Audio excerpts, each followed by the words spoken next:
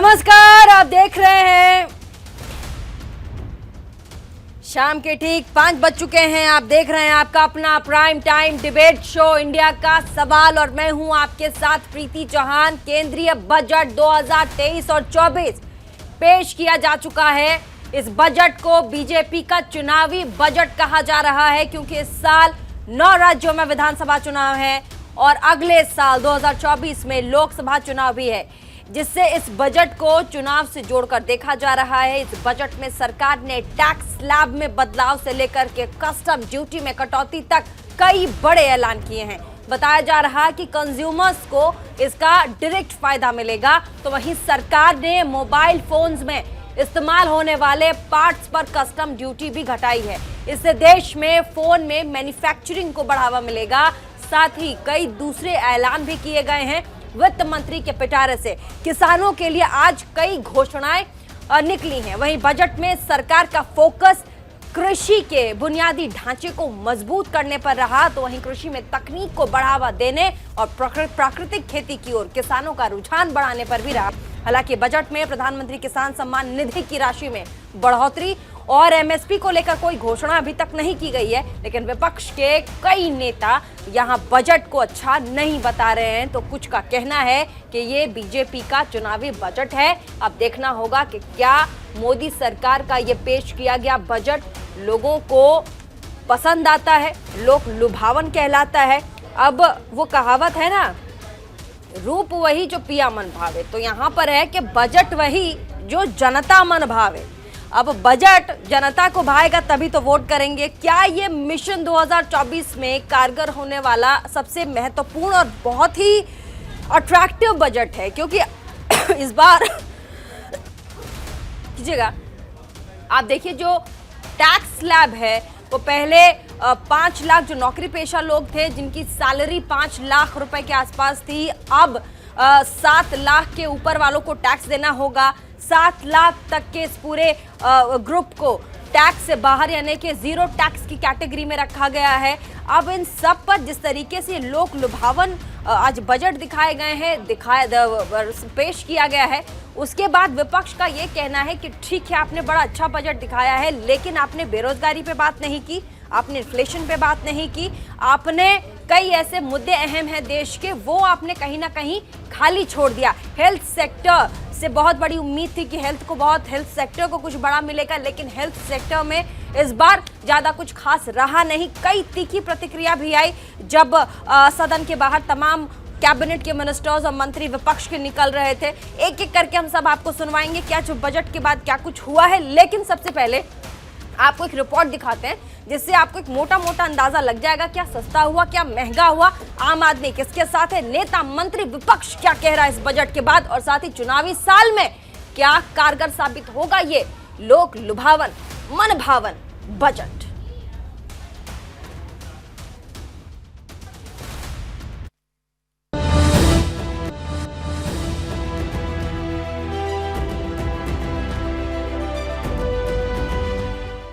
वित्त मंत्री निर्मला सीतारमण ने संसद में नरेंद्र मोदी सरकार के दूसरे कार्यकाल का आखिरी संपूर्ण बजट पेश किया।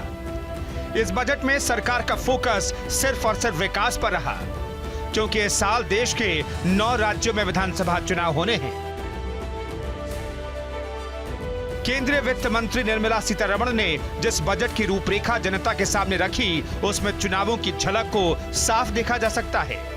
वहीं इस बार बजट में किसान, गरीब, महिला और यूथ की बात है, इसलिए सही मायने में इसे इंडिया का बजट कह सकते हैं, जिसमें सिर्फ इंडिया की बात है। वहीं लंबे समय बाद इस बार मिडिल क्लास को बजट से राहत मिली है।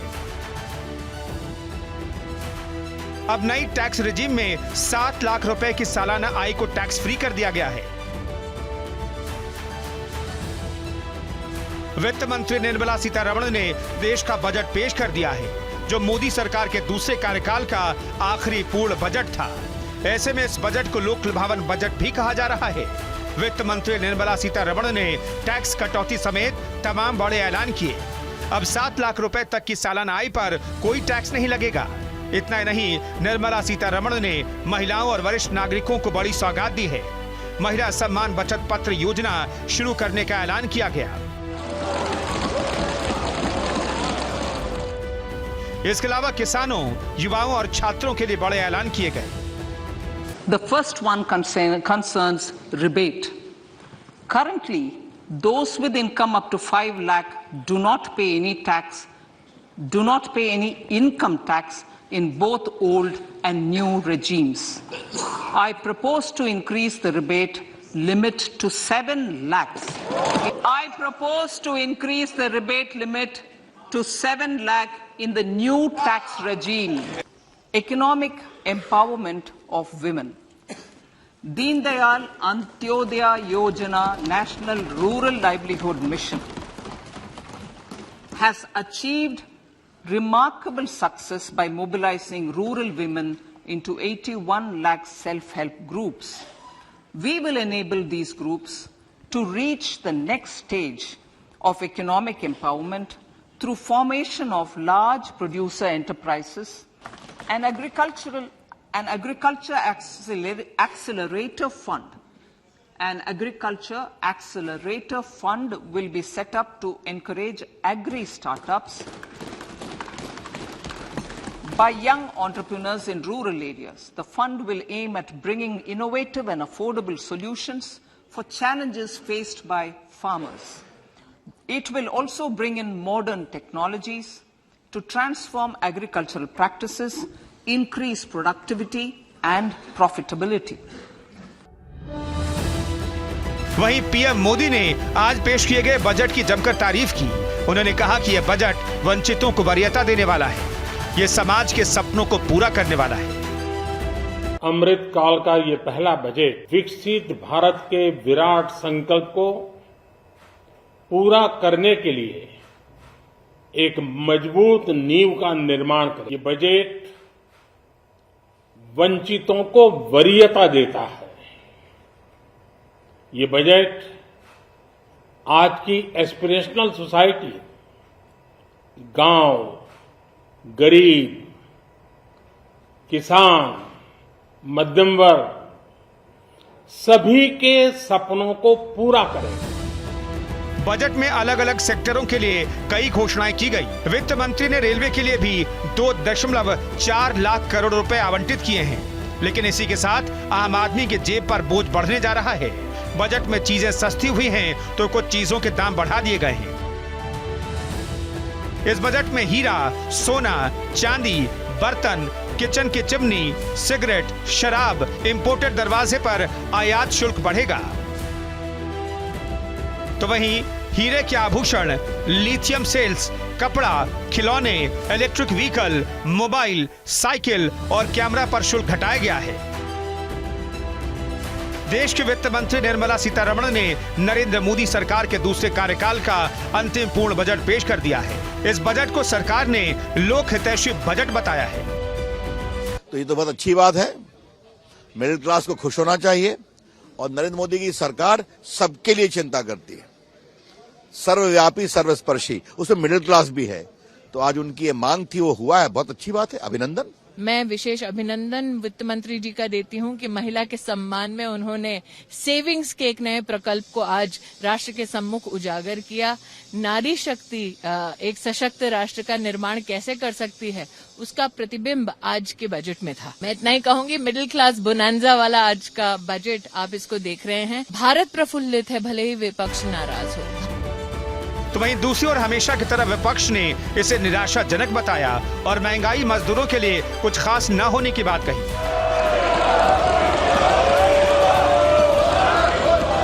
ध्यान में रखते हुए ये बजट पेश किया गया है। मिडिल क्लास के लिए आपने देखा होगा कोई खास नहीं, बस 5 से 7 लाख का जो ऊपर ऊंचाई बढ़ा दी है।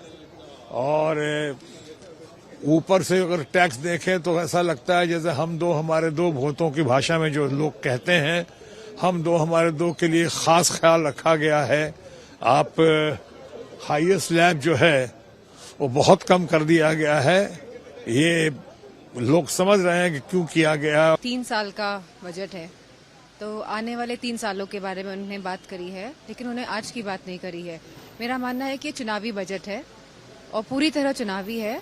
मिडिल क्लास को थोड़ी रियायत दी गई है, लेकिन जिस तरह महंगाई बढ़ रही है, जिस तरह पेट्रोल के दाम बढ़ रहे हैं और हर सेक्शन और हर स्टेप में महंगाई जहां बढ़ रही है, तो फाइनेंस मिनिस्टर ने किसानों का बिल्कुल ध्यान नहीं रखा है। देश की वित्त मंत्री निर्मला सीतारमण ने वित्त वर्ष 2023-24 के लिए भारत का बजट पेश कर दिया है। देखना होगा कि अब इस बजट से आम जनता कितनी खुश होती है और कितनी दुखी, और इन सब का असर मिशन 2024 पर कितना पड़ने वाला है। Bureau report, news India. तो लोक लुभावन बजट, चुनावी बजट और मिडिल क्लास को थोड़ी सी राहत देने वाली बजट, तमाम मेहमान हमारे साथ जुड़ गए हैं। स्वागत पहले कर लेती हूं, उसके बाद हमारे पास एक बड़ी खबर आ रही है, उसके पास भी, जो बड़ी खबर के पास भी हम चलेंगे, लेकिन पहले मुलाकात हमारे साथ धवल पटेल नेता बीजेपी के जुड़ गए हैं, कुंतल कृष्ण नेता कांग्रेस के जुड़ गए हैं, retired major Mohammad Ali Shah defence expert के तौर पर हमारे यहाँ जुड़ गए हैं, यामिनी अग्रवाल अर्थशास्त्री हमारे साथ जुड़ गई हैं, सपन गुप्ता टैक्स एक्सपर्ट हमारे साथ जुड़ गए हैं, मांगेराम त्यागी जी भी हैं हमारे साथ जुड़ गए हैं। आप सभी का बहुत बहुत स्वागत न्यूज इंडिया 24/7 के प्लेटफॉर्म पे। और सबसे पहले आपको सीधे लिए चलते हैं, अभी प्रेस कॉन्फ्रेंस कर रहे हैं मनीष सिसोदिया, और पहले सुनवा देते हैं क्या कुछ कह रहे हैं, उसके बाद वापस आएंगे।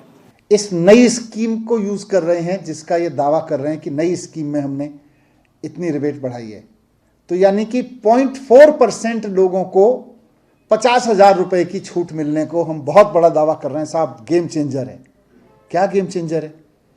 इसके उलट देखेंगे, इंक्लूसिव ग्रोथ की बात कर रही है मैडम।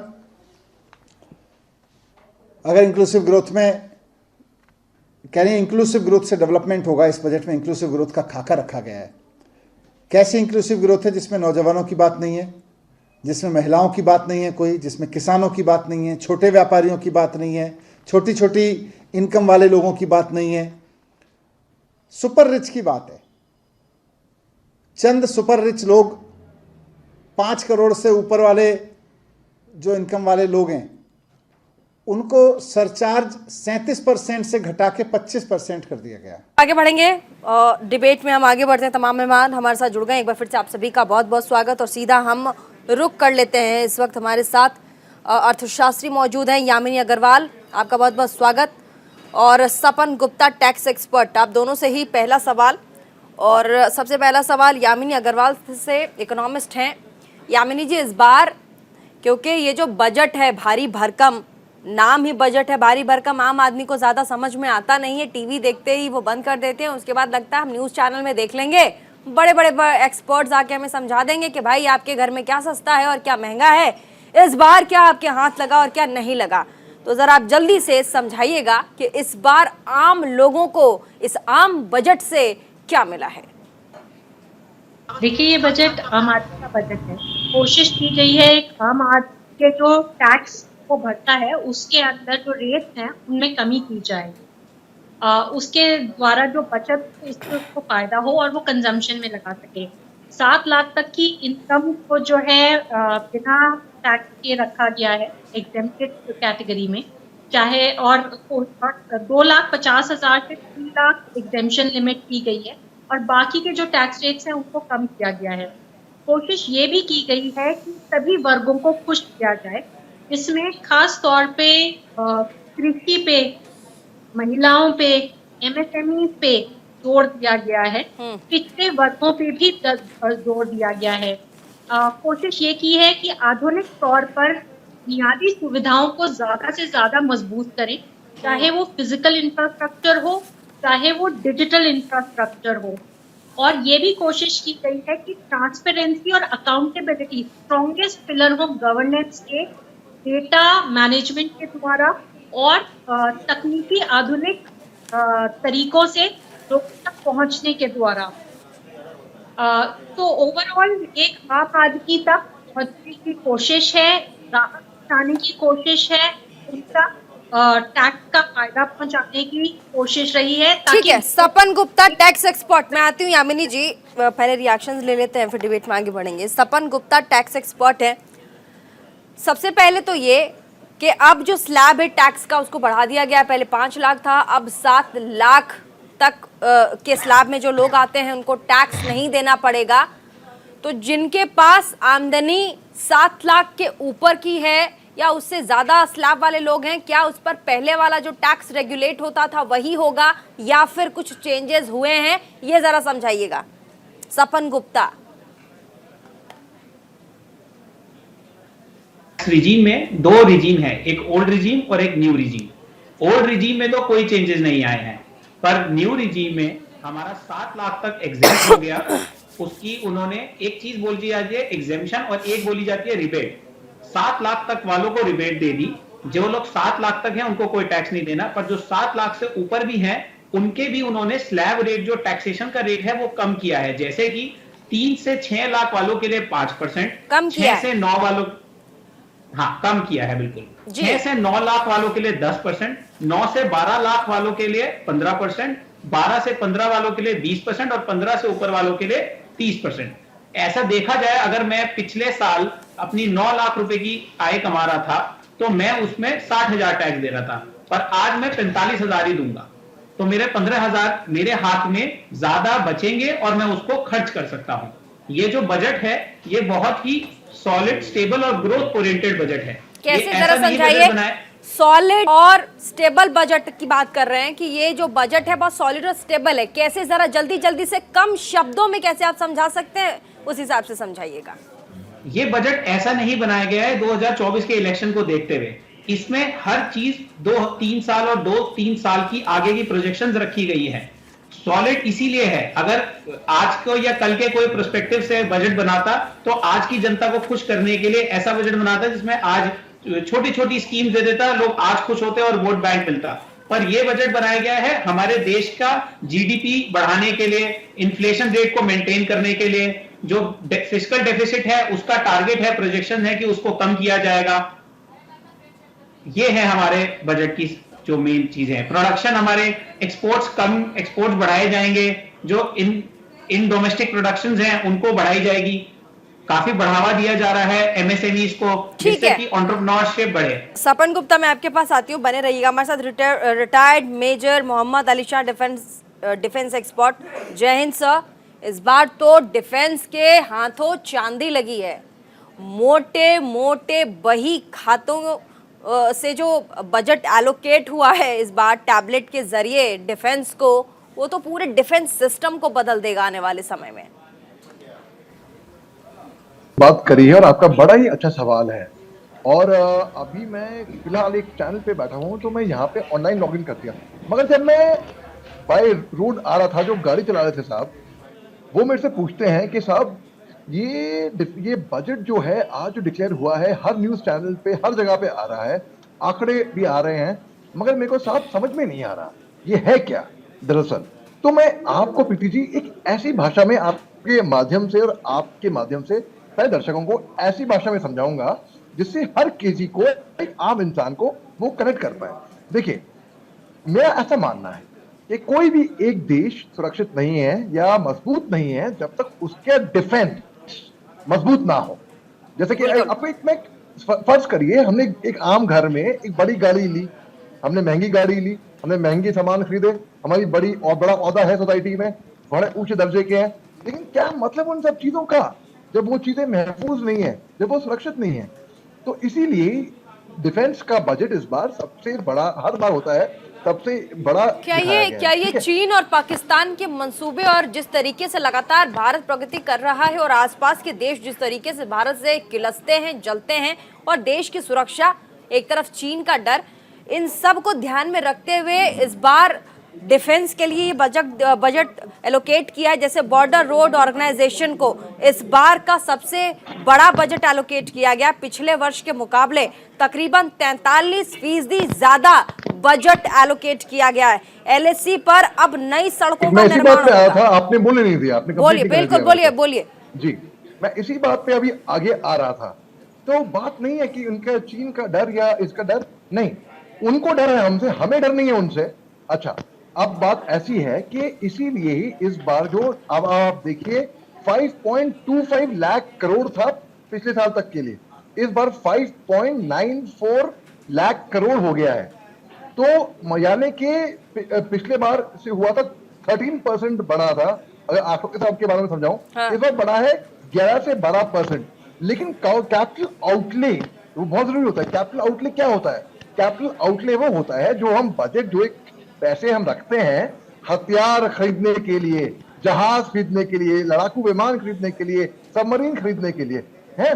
तो पिछले साल था वो 1.51 लाख करोड़, इस बार कर दिया है 1.61 लाख करोड़, यानी कि बढ़ोतरी हुई है उसमें भी।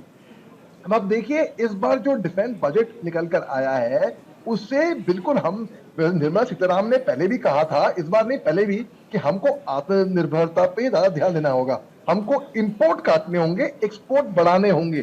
तो उससे क्या होता है जब आप एक्सपेंडिचर बाहर थोड़ा जल्दी जा रहे हैं। अली शाह जी, क्योंकि 2 मेहमान और बड़े बड़े 3 मेहमान हैं, मैं जल्दी से आपकी तरफ रुक करूंगी। बड़े ही अच्छे तरीके से आपने समझाया कि कैसे आपके घर में तमाम चीजें हैं, लेकिन उसको सुरक्षित रखने के लिए आपके पास, महफूज उसे रखने के लिए क्या आपके पास ऑप्शन है। कुंतल कृष्ण जी कांग्रेस के प्रवक्ता हमारे साथ है, बीजेपी के भी प्रवक्ता हैं, किसान यूनियन की तरफ से भी हमारे साथ है। मैं आप सबके पास आती हूँ। सबसे पहले कुंतल कृष्ण जी, कांग्रेस के प्रवक्ता हमारे साथ।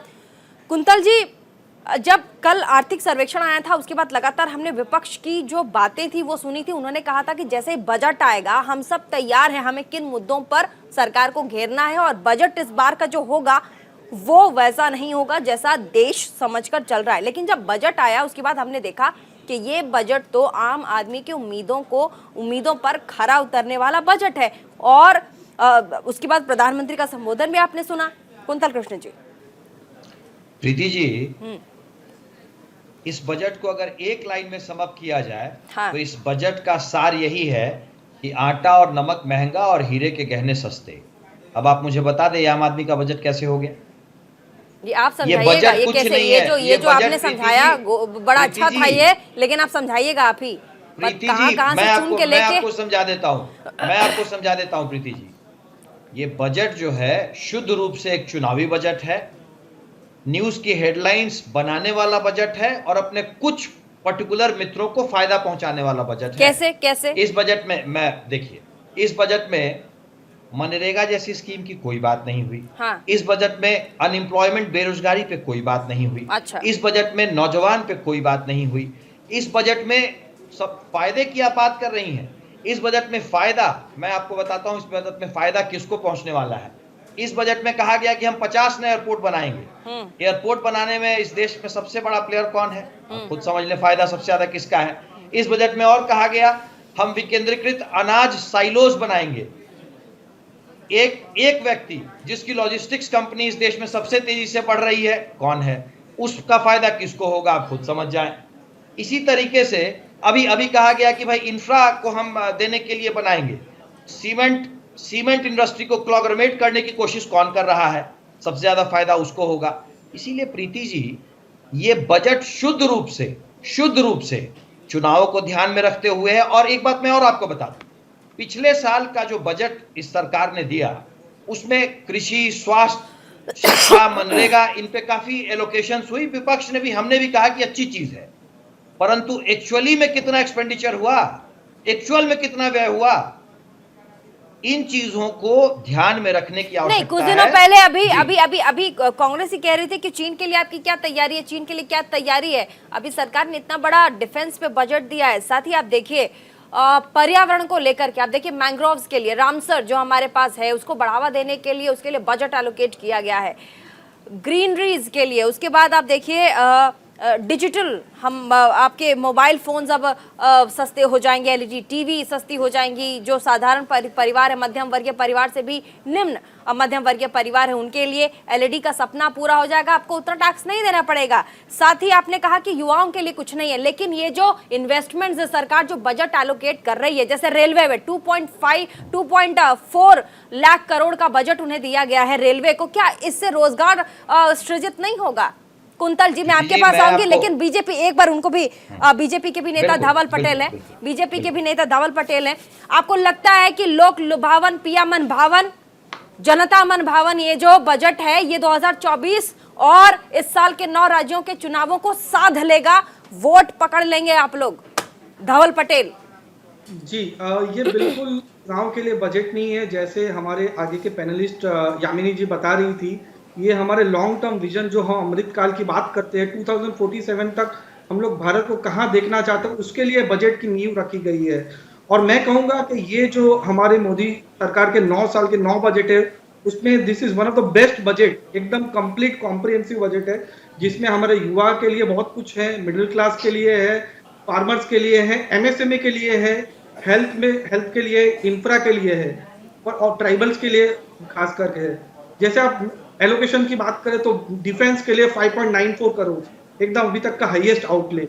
Road and highways 2.7 crore, 2.70 lakh crore, railways के लिए 2.41, होम मिनिस्ट्री के लिए 1.96। हेल्थ की बात करते हैं तो जब यूपीए का कार्यकाल था तब सिर्फ हेल्थ के लिए 30,000 करोड़ का बजट था, जो बढ़ा के 80,000 करोड़ बढ़ा दिया गया है।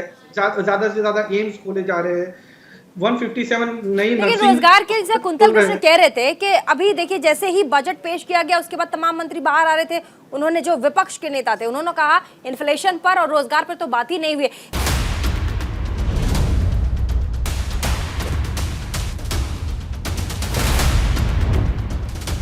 और हमारे पास ज्यादा टाइम नहीं है क्योंकि बजट ऐसा सेशन होता है जब तमाम लोगों की उम्मीदें पूरी हुई नहीं हुई, इस पर हम बातचीत करते हैं। हमारे साथ मांगेराम त्यागी जी हैं जो राष्ट्रीय उपाध्यक्ष हैं बीकेयू के। मांगेराम त्यागी जी, आपके पास सीधा अभी आप बताइए इस बजट से, क्योंकि आप कल जब आर्थिक सर्वेक्षण पेश हुआ था आप हमारे साथ कल हमारी सेम सेशन में इस डिबेट में आप जुड़े थे, तो आपने कहा था हमें बहुत उम्मीदें हैं, और क्या आज बजट के बाद आपकी उम्मीदें पूरी हुई हैं? कितनी पूरी हुई अगर हुई हैं तो? बड़े प्रीति जी, एक बड़े शायर का है तो जुनून की सरपरस्ती चाहती है, बगावत अब बुलंदी चाहती है, फकत वादों से ये बुझती नहीं है, सिकम की आग, सिकम माने पिट, सिकम की आग अब रोटी चाहती है। हमें कल बहुत उम्मीद थी कि किसानों का बात इस बजट में की जा रही है और किसानों को इसमें लाभ होगा, किसान जो है बढ़ेंगे, आत्मनिर्भर बनेंगे, कर्ज मुक्त होंगे। लेकिन बजट जब आज सुना और देखा तो उसमें किसानों के लिए कुछ नजर नहीं आया उसमें। कैसे, आपको ऐसा क्यों लग रहा है कि आप ठगे गए, किसानों को ठगा गया है? ठगा गया ऐसा महसूस कर रहे हैं कि जैसे अभी आपने एक हमारे भाई बोल रहे थे कि कृषि की बुनियादी ढांचा मजबूत किया जाएगा। किस तरह से होगा? गन्ने का भुगतान पिछले वर्ष का भी अभी कई सौ करोड़ रुपए बकाया है। इस वर्ष का 56,000 करोड़ रुपए का गन्ना पूंजीपतियों की जेब में किसान का चला गया। आप बताएं कि इस देश के अंदर ऐसी किसान के अलावा दूसरी वस्तु कौन सी है जो 56,000 करोड़ पटेल जवाब देंगे, भाजपा के प्रवक्ता। बताइए, किसान राष्ट्रीय उपाध्यक्ष हैं किसान संगठन के, आप ये कह रहे हैं कि हम बड़ा ठगा हुआ महसूस कर रहे हैं। कल तक तो उम्मीद थी कि सरकार हमें बहुत कुछ देगी, लेकिन सिर्फ कहा गया है कि इंफ्रास्ट्रक्चर पर जोर देंगे और हम इंफ्रास्ट्रक्चर मजबूत करेंगे, लेकिन कुछ हुआ नहीं, हमारे हाथ कुछ मोटा मोटा लगा नहीं। नहीं, बिल्कुल बहुत अच्छा किसान के लिए भी बजट है। जैसे आप फंडिंग की बात करें तो 20 लाख करोड़ का एग्रीकल्चर क्रेडिट लोन हम लोग क्रेडिट लाइन इशू कर रहे हैं। हमारे स्पेशल हमारे जो किसान हैं, किसान भाई हैं, डेयरी में काम करे, फिशरीज में काम करे, उनके लिए। साथ ही साथ जो उनका अनाज सड़ा पड़ा जा रहा था, उनके पास स्टोरेज की फैसिलिटी नहीं थी, तो हम लोग अलग अलग पूरे इंडिया में स्टोरेज फैसिलिटी कर रहे हैं ताकि वो सही दाम पे, सही जगह पर, सही समय पे बिक सके। साथ ही साथ हम लोग जो मिलेट्स है, मिलेट्स में जो प्रावधान दे रहे हैं, जो हम लोग जोर दे रहे हैं, तो इंडिया को एक ग्लोबल हब मिलेट के लिए हम लोग बनाने जा रहे हैं, तो वो भी हमारे किसानों को ही फायदा होगा। बहुत इंपॉर्टेंट बात, जो हमारे किसान भाई है जो स्टार्टअप में काम करना चाह रहे हैं, उनके लिए एकदम अच्छे से प्रावधान है, उनको अलग अलग सब्सिडी दी जा रही है। तो ओवरऑल में एक बार यामिनी अग्रवाल के पास मैं जाना चाहूंगी, उम्मीद करती हूँ आपको जवाब मिला होगा। यामिनी अग्रवाल, इस बार महिलाओं को देखिए केंद्र में रखा गया है। आप देखिए वित्त मंत्री निर्मला सीतारमण खुद महिला, उसके बाद राष्ट्रपति हमारी द्रौपदी मुर्मू खुद महिला, साथ ही इस बार नारी सशक्तिकरण की बात की गई है और नारी को केंद्र में रखकर आप देखिए बचत पे जितना ज्यादा जोर हो सके उस पे बचत पे जोर दिया गया है, महिलाओं और बुजुर्गों को केंद्र में रखकर। जी बिल्कुल, आप ठीक कह रही हैं। एक तो सरकार ने कोशिश की है कि आइडल फिगर्स रख के, जैसे निर्मला सीतारमण है, द्रौपदी मुर्मू है, इनको फिगर्स रख करके महिलाओं को आगे बढ़ावा दिया जाए। कोशिश ये भी की गई है कि उनको सशक्त करने के लिए एक सामाजिक सुरक्षा का ढांचा बनाया जाए, जिसमें इस बार महिला सम्मान सर्टिफिकेट लॉन्च किया है, जिसमें 7.5% का इंटरेस्ट मिलेगा 2 साल का जो स्कीम होगी। कोशिश महिला ये भी की सम्मान गई है बचत पत्र, महिला सम्मान बचत पत्र। हाँ, बचत पत्र। अगर आप देखें तो कोशिश ये भी की गई है कि महिलाओं को आगे बढ़ावा देने के लिए कुछ ऐसे बिल्स भी आए सरकार के द्वारा जो महिलाओं को लेबर फोर्स में ज्यादा पार्टिसिपेशन दे सके। जैसे एक बिल आए हैं वो मैरिज का, जो 21 इयर्स तक के लिए जो है लड़की की एज बढ़ाई जाए। कोशिश ये भी की गई है कि जितना डिजिटलाइजेशन का प्रावधान है वो एक तरीके से सेफ्टी प्रोवाइड करता है विमेन को कि वो घर बैठे अपने कार्य कर सकती हैं, चाहे वो इलेक्ट्रिसिटी बिल है, गैस बिल है, पढ़ाई है, कोई भी और काम है। तो ये जो डिजिटल इंफ्रास्ट्रक्चर है और जो एक फिजिकल इंफ्रास्ट्रक्चर है जिसे हम रोड, रेलवे, मेट्रोज कहते हैं, वो जो सुविधा लेडीज को मिलती है एक कम खर्चे पे, उसका भी उनको फायदा पहुंचता है। पर कोशिश यही कंटिन्यूअस रही है कि आइडल्स रख करके, जैसे निर्मला सीतारमण जी ने एक बहुत सबसे पहले जब आई थी वो डिफेंस मिनिस्ट्री संभाली थी, जो कम्प्लीटली एक मेल डोमिनेटेड इंडस्ट्री मानी जाती है, और उसके बाद फाइनेंस मिनिस्ट्री संभाली जो भी एक मेल डोमिनेटेड इंडस्ट्री मानी जाती है। तो इनके मुश्किल कार्य को इनको दिया गया। एक ट्राइबल रीजन से एक लेडी को ला करके उन्होंने एक और चीज मैं आपसे पूछना चाहूंगी यामिनी, वंचितों को वरीयता की बात भी हुई थी। यामिनी, मैं आपसे वापस संपर्क साधने की कोशिश करूंगी। हमारे साथ कुंतल कृष्ण है, कांग्रेस के प्रवक्ता हैं। बड़े ही सवालों के साथ कुंतल जी आए हैं।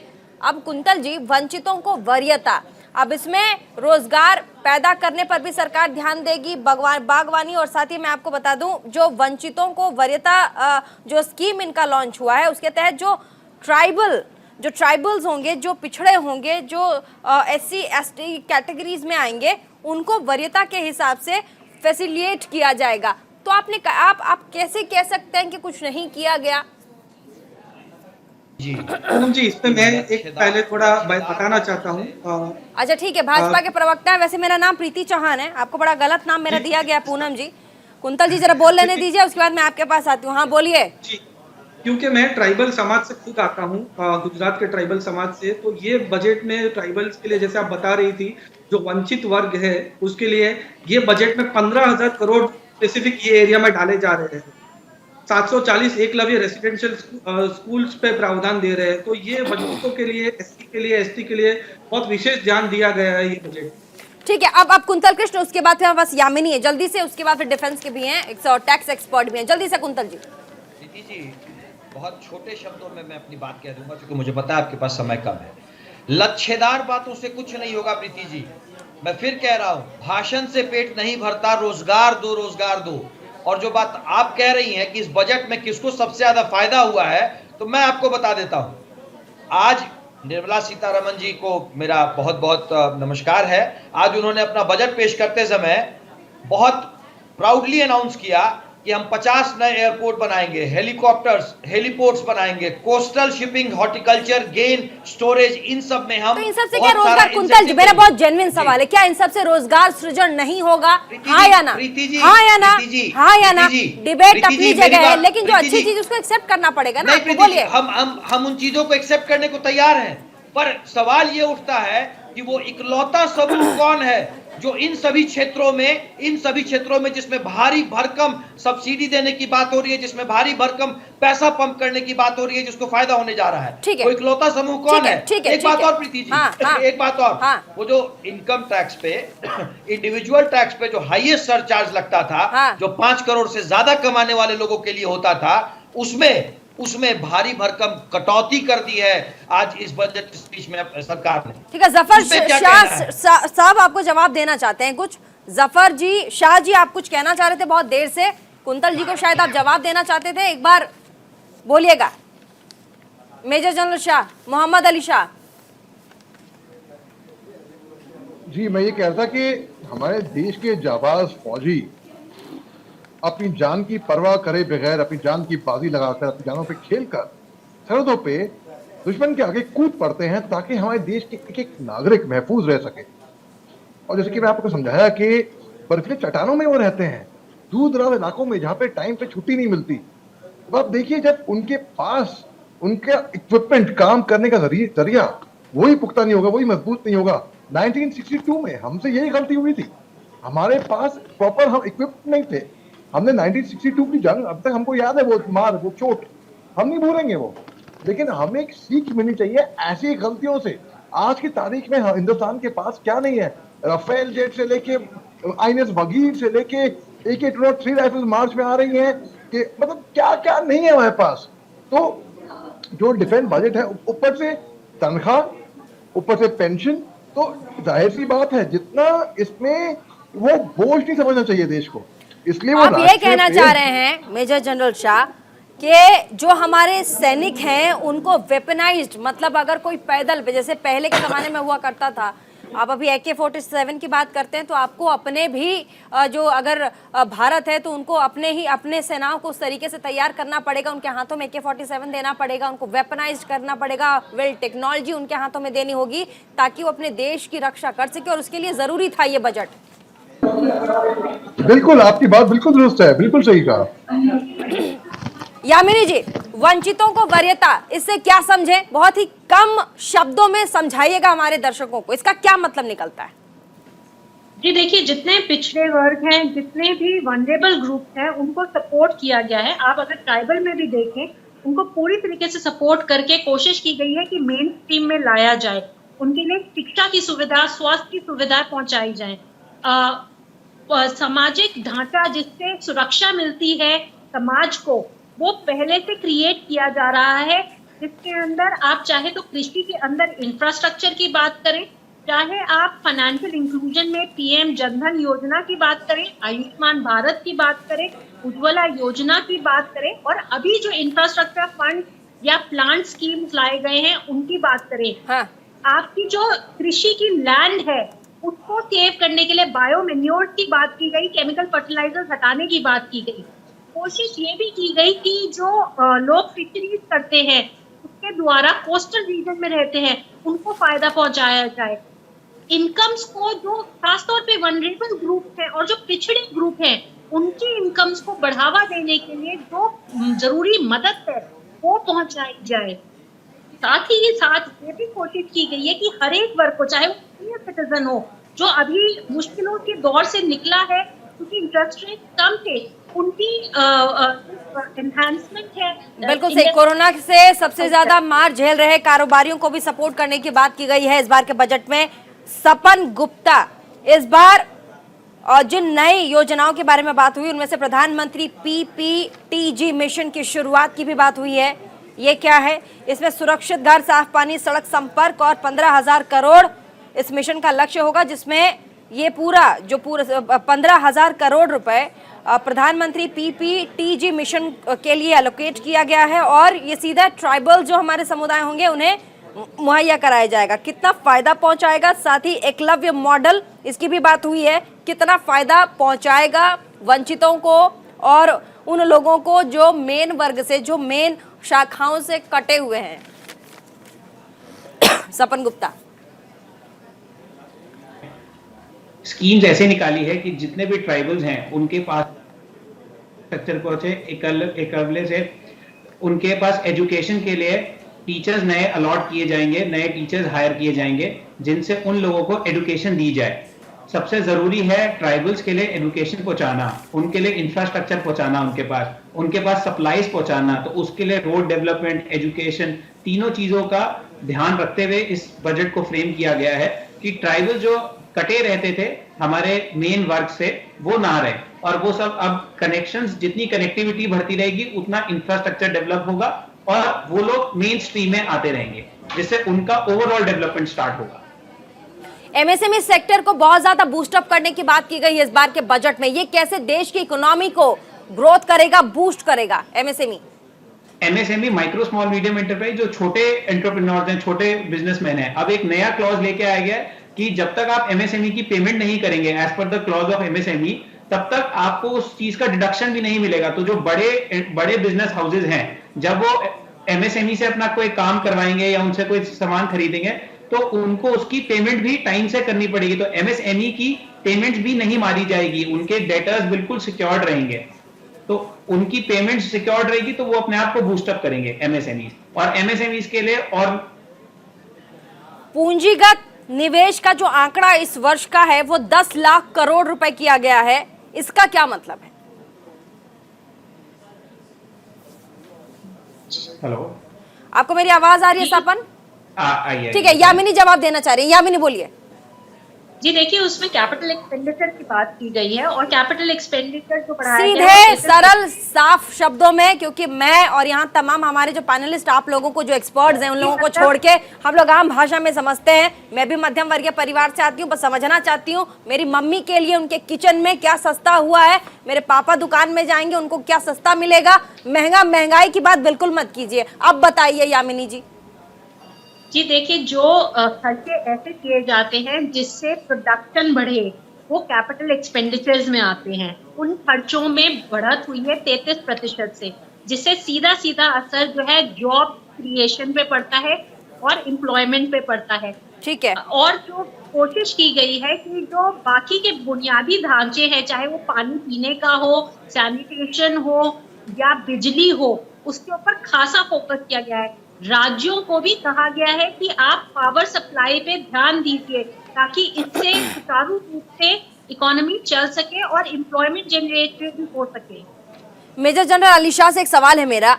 अभी जैसे ही बजट पारित हुआ उसके बाद अब जो बाइटें आ रही हैं डिफेंस की तरफ से, उनका कहना है कि बॉर्डर रोड ऑर्गेनाइजेशन को बहुत बड़ा बजट मिला है और साथ ही पहले ऐसा नहीं हुआ करता था कि बीआरओ के लिए इतना बड़ा बजट एलोकेट किया जाएगा।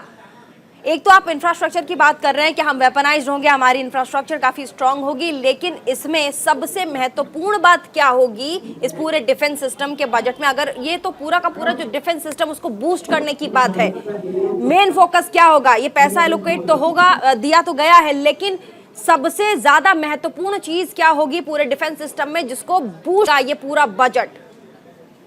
देखिए, मेन चीज जो है, हमने पहले ही निर्णय की लिया था, जैसे कि हमारे प्रधानमंत्री साहब नरेंद्र मोदी साहब भी बोलते आए हैं और निर्मला सीतारामन ने भी पहले भी कहा था कि हमको स्वदेशी आत्मनिर्भर भारत, यानी कि हम लोग ज्यादा बाहर से नहीं लेंगे, हम एक घर के अंदर ही बनाएंगे। आपको दोबारा मैं एक बहुत सरल भाषा में एग्जाम्पल देता हूँ।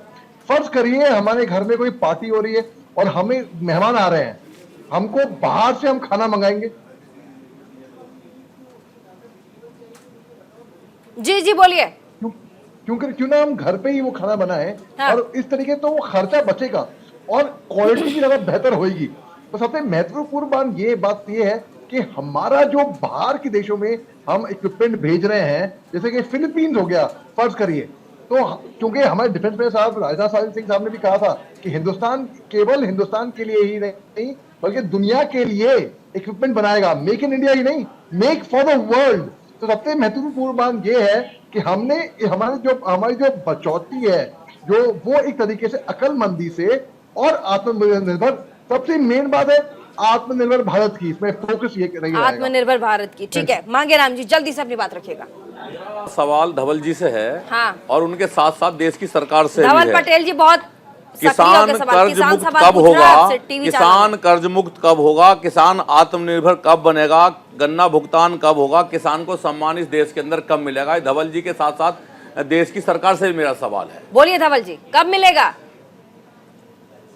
मिल ही रहा है और जितनी हमारी राज्य सरकार है और हमारी केंद्र सरकार, और इस सवाल का जवाब अगर आप इस बार ना दे पाए तो अगले बजट में फिर दे देना, क्योंकि मैं ये सवाल हर वर्ष पूछता हूं और इसका जवाब आज तक कहीं नहीं मिल पाया। तो मुख्य हमारे प्रॉब्लम थे वो सॉल्व करने की कोशिश की गई है यही बजट में, और आगे के बजट में भी और अच्छे देखने मिलेगा। किसान को सम्मान कब मिलेगा, किसान आत्मनिर्भर कब बनेगा? मुझे ठीक है कुंतल कृष्ण जी, ये किसान नाराजगी की बात यहाँ मांगे राम जी बार बार कह रहे हैं, आप इससे कितना ताल्लुक रखते हैं और साथ ही कितना समझते हैं कि इस बार किसानों की ओर ध्यान नहीं दिया गया? कुंतल कृष्ण प्रीति जी देखिए, हमारे जो किसान भाई हैं उनकी ये आवाज, उनकी नाराजगी बिल्कुल जायज है, लाजमी नाराजगी है। मैं फिर ये कह रहा हूं, ये बजट सिर्फ और सिर्फ चुनाव को ध्यान में रखते हुए और अपने कुछ पूंजीपति मित्रों को ही फायदा देने के लिए है। 5 करोड़ से ज्यादा जिसकी आय है उसको कम पैसा देना पड़ेगा। सपन गुप्ता जो है टैक्स एक्सपर्ट, वो कह रहे हैं कि बिल्कुल चुनाव को ध्यान में रखकर नहीं बनाया गया है, ये बिल्कुल एकदम स्ट्रैटेजी के साथ प्लान बनाया गया है। मैं अपने सारे मित्रों से एक सवाल पूछना चाहता हूँ, एक सवाल। साहब आप मुझे ये बताएं कि जिसकी हम बात कर रहे हैं कि भाई टैक्स स्लैब बढ़ा दिया गया, कितने प्रतिशत लोगों को कितने रुपए का फायदा मिलेगा, और जो टैक्स सरचार्ज घटाया गया है उसका आप मुझे आंकड़ों में समझा दें। सपन गुप्ता, आप कह रहे हैं कि बिल्कुल भी चुनाव को मद्देनजर रख के ये बनाया नहीं गया है, ये बिल्कुल सोच समझ के स्ट्रैटेजी के तहत पूरा बजट तैयार किया गया है। ये कोई नहीं कह सकता कि चुनाव को देखकर ये बजट तैयार हुआ है। कुंतल कृष्ण कह रहे हैं कि बिल्कुल हुआ है और उन्होंने सवाल भी पूछा, जल्दी से जवाब। रोजगार सृजन इन सब पे बात क्यों नहीं हो रही है? मनरेगा का पैसा क्यों घटा दिया गया? आपको कैसे लग रहा है कि चुनाव को मद्देनजर रखकर नहीं बनाया गया है ये बजट? सपन गुप्ता, जो इनका सरचार्ज के लिए कहना है कि सरचार्ज कम किया गया है और जो अब रिच पीपल हैं उनके लिए कम किया गया है, तो अगर देखा जाए तो और कंट्री के हिसाब से हमारे कंट्री में बहुत ज्यादा टैक्सेशन रेट है, तो उन्होंने उसको एट पार करने के लिए उसको कम किया गया है। ऐसा नहीं किया गया कि आप मुझे आंकड़े बताएं कि कितने रुपए का फर्क पड़ेगा, और ये जो टैक्स डिडक्शन दिया गया है जिसकी बहुत तारीफ हो रही है, उससे कितने रुपए का फर्क पड़ेगा? 30 लाख करोड़ का पिछले साल का वो था, इस बार उसका जो एस्टिमेट है वो 33 लाख करोड़ का ग्रॉस टैक्स का एस्टिमेट है। 10% की बढ़ोतरी ही हो रही है उसमें। यामिनी से भी जान लेते हैं ना कुंतल जी, यामिनी से भी जान लेते हैं। यामिनी समझाइएगा प्लीज, अगर आप समझ पा रही हैं तो बताइए। देखिए, जितना भी टैक्स के रिलीफ है वो कोशिश यही की गई है कि इंडिविजुअल्स को जो है कम टैक्स देना पड़े। जहां तक सरचार्ज की बात है, रिच लोगों पे, जो लोग काम कर रहे हैं उन पे टैक्सेस काफी ज्यादा थे, 47% पे, उनको कम किया गया है ताकि वो लोग कंटिन्यूसली कंट्रीब्यूट कर सकें और इस देश से जाने के बारे में ना सोचें। कोशिश यही की गई है कि उनको यहाँ पे लाया जाए और उनके द्वारा इसका मतलब देश छोड़ के लोग जा रहे हैं। नहीं, देश छोड़ के नहीं जा रहे, टैक्सेस की वजह से वो कहीं और सिटीजनशिप लेते हैं ताकि उन्हें वो टैक्स ना देना पड़े, और उसका फायदा बहुत लोग लेते हैं। सिटीजनशिप चेंज करके रहते वो यही है, पर वो सिटीजनशिप चेंज करके यहीं से कमाते हैं, सब कुछ यहाँ से करते हैं, पर टैक्स नहीं देते। चलिए, समय थोड़ा कम है, जल्दी आप लोग बाइंड अप में आ जाइए और साथ ही फाइनल कमेंट की ओर हम आगे बढ़ते हैं। सबसे पहले Yamini Agarwal, wind up comment, final comment अगर बोलना चाहें आप इस बजट को लेकर। आम आदमी का बजट है, सभी को साथ लेते हुए एक बजट है। सामाजिक जो सुरक्षा के दायरे है उसको बढ़ाया है, और जो इंफ्रास्ट्रक्चर है फिजिकल और डिजिटल उसको बहुत ज्यादा मजबूत किया है। ट्रांसपेरेंसी और अकाउंटेबिलिटी इस सरकार की सबसे स्ट्रॉन्गेस्ट पिलर रही है। ठीक है, सपन गुप्ता फाइनल कमेंट। एक आत्मनिर्भर बजट है, इसमें फिस्कल डेफिसिट को कम करने की सोची गई है और इसमें देश का प्रोडक्शन बढ़ाने की सोची गई है। उसी के हिसाब से सारे प्लान्स लिए गए हैं जिससे प्रोडक्शन इंडिया में बढ़े, एक्सपोर्ट बढ़े, इंपोर्ट कम हो। Major Mohammad Ali Shah final comment. जी, मैं तो कह रहा हूँ डिफेंस सेक्टर को मद्देनजर रखते हुए ये बड़ा अच्छा बजट है और डिफेंस सेक्टर के लिए तो बहुत ही अच्छा है, और इसे और आगे हमारे देश की जो डिफेंसेस हैं वो और मजबूत होंगी। मांगेराम त्यागी जी, बजट में हमारे लिए कुछ नहीं सोचा गया, ना ही कुछ है, लेकिन मेरा सवाल कुंतल जी से है। कुंतल जी, देश के पूर्व प्रधानमंत्री स्वर्गीय राजीव गांधी ने स्वीकार किया था कि किसान और मजदूर के विकास के लिए जो 1 रुपया सेंटर से जाता है, देश से, दिल्ली से जाता है, वो वहां तक पहुंचते पहुंचते मात्र 10 पैसे में तब्दील हो जाता है। भ्रष्टाचार है। आपकी सरकार इतने दिन रही, उसके बाद भी आपने किसानों के लिए क्या किया? किसानों के लिए आप भी बताएं आपने क्या किया। कुंतल जी फाइनल कमेंट देंगे साहब डिबेट। देखिए प्रीति जी, ये बजट बड़े वायदे और कम काम वाला बजट है। ये बजट अमीर और गरीब की खाई बढ़ाने वाला बजट है। हाँ, ठीक है। हमारे साथ पटेल साहब, धवल पटेल फाइनल कमेंट, बीजेपी के प्रवक्ता। जी, ये एकदम कॉम्प्रिहेंसिव बजट है। जैसे मैं बात कर रहा था, इसमें हमारे फार्मर्स के लिए, हमारे जो मिडिल क्लास है, डिफेंस के लिए, हेल्थ के लिए, हमारे जो एमएसएमई सेक्टर है उसमें बहुत जोर दिया गया है और सब कॉम्प्रिहेंसिव ओवरऑल कंप्लीट बजट है। बस लास्ट चीज एक कहना चाहता हूँ, 2 चीज। एक, जो किसान की बात कर रहे हैं, जो 10 पैसे ही पहुंच रहे थे, हमारी सरकार में डीबीटी के माध्यम से पूरे के पूरे 100 के 100 रुपए हमारे कर्ज बढ़ा है, किसान के ऊपर कर्ज बढ़ा है, कर्ज बढ़ा है, किसान के ऊपर कर्ज बढ़ा है। इन्फ्लेशन की बात आप उसका रिकॉर्ड देखें, आप उसका रिकॉर्ड देखें धवल जी, किसान कर्ज में डूबा है। शुक्रिया, समय की कमी है, बहुत बहुत शुक्रिया, समय की कमी, बहुत बहुत शुक्रिया तमाम मेहमान हमारे साथ इस शो में इंडिया के सवाल में आए, अपनी अपनी बातों को रखा। हमारे साथ मांगेराम जी आए, किसानों की अपनी बात को रखी। उन्होंने कहा कि हमारे सपने पूरे नहीं हुए हैं, अभी भी बजट में हम जो चाहते थे वो नहीं मिला। तमाम लोग, बीजेपी, साथ ही हमारे साथ अर्थशास्त्री थी, टैक्स एक्सपर्ट, उन्होंने अपने तरीके से कहा। कांग्रेस के भी नेता हमारे साथ थे। लेकिन इन सब के बीच आम आदमी की बात यह है कि इस बार क्योंकि चुनाव है सर पे, तो इसीलिए ये जो पूरा बजट रहा वो चुनावी बजट रहा, लोक लुभावन बजट है। इन सब से मिडिल क्लास को कहा जा रहा है कि इस बार बहुत ज्यादा फायदा हुआ है। साथ ही इस बार जो बही खाता खुला है वो मिडिल क्लास के लोगों के लिए खुला है। आने वाले समय में रोजगार यहीं से जनरेट होगा, जिन बड़े सेक्टर्स को इस बार बड़े बजट के द्वारा बूस्ट करने की कोशिश की गई है। फिलहाल आज के लिए बस इतना ही। इसी के साथ देश और दुनिया की तमाम खबरों को देखने के लिए बने रहें न्यूज़ इंडिया 24/7 पे।